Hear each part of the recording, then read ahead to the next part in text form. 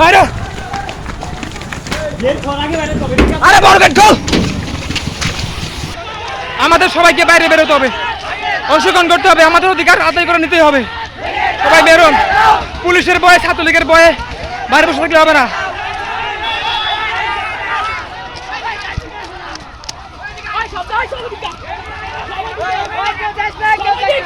সবাইকে মাঠে নামার জন্য আহ্বান করছি।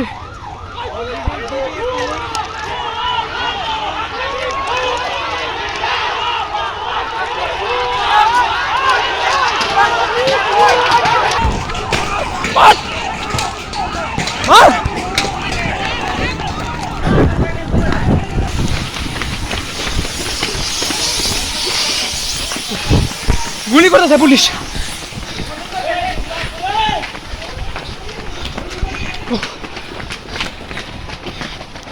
শেষ।